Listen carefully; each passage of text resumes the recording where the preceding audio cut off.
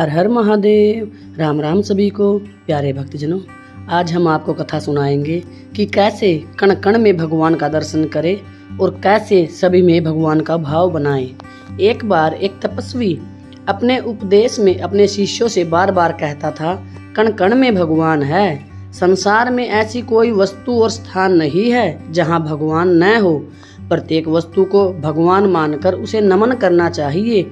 यही उनकी शिक्षा का निचोड़ था। उनका एक शिष्य कहीं जा रहा था। सामने से एक हाथी तेजी से दौड़ा हुआ आया। महावत लगातार चिल्लाए जा रहा था, हट जाओ, हाथी पागल हो गया है। शिष्य को गुरु का कथन याद आया। वह वहीं खड़ा रहा, यह सोचकर कि मेरी तरह हाथी में भी भगवान का वास है। भगवान को भगवान से कैसा डर।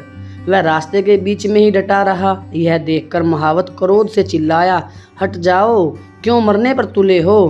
पर शिष्य अपनी जगह से एक अंगुल भी इधर उधर नहीं हुआ।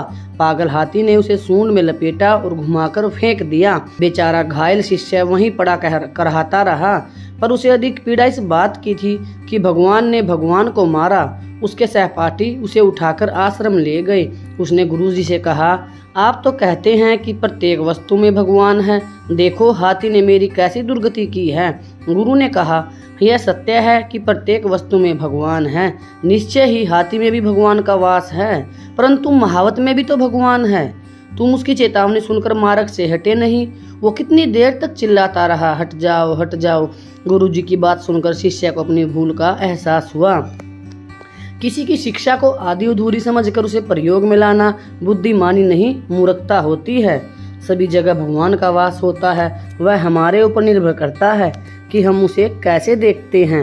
एक बार संत नामदेव रात को एकादशी के दिन सत्संग करा रहे थे, तो तभी रात को श्रद्धालुओं को पानी की प्यास लगी। तो संत नामदेव जी अपने शिष्यों को बोले कि वहाँ पर उस नदी के किनारे जाओ और पानी लेकर आओ। तभी सभी शिष्य डरते हुए कहा, हे गुरुदेव, हम वहाँ पर नहीं जाएंगे, क्योंकि वहाँ उस नदी के किनारे तो भूत रहते हैं। तब संत नामदेव जी स्वयं मटका लेकर चले और वहाँ जाकर पानी भरने लगे। तभी उनके सामने एक लंबोदर भूत आकर खड़ा हो गया। तब नामदेव जी उससे बोले, प्रभु, आज भूत के रूप में आकर खड़े हो गए। मैं आपसे नहीं डरता, क्योंकि स्वयं आप मेरे प्रभु हो। तो भगवान स्वयं उस भूत में से प्रकट हो गए। यहाँ पर यह श्लोक सार्थक होता है, जाकी रही भावना जैसी, प्रभु मूरत देखी तिन तैसी। अर्थात व्यक्ति का जैसा भाव होता है, जैसा दृष्टिकोण होता है किसी वस्तु के बारे में, उसको वैसी ही दिखाई देती है। इसलिए परमात्मा तो कण कण में है, वह हमारे दृष्टिकोण के ऊपर निर्भर करता है। आप सभी ने अपना कीमती समय देकर इस कथा का श्रवण किया, इसके लिए आप सभी का कोटि कोटि धन्यवाद, शुक्रिया।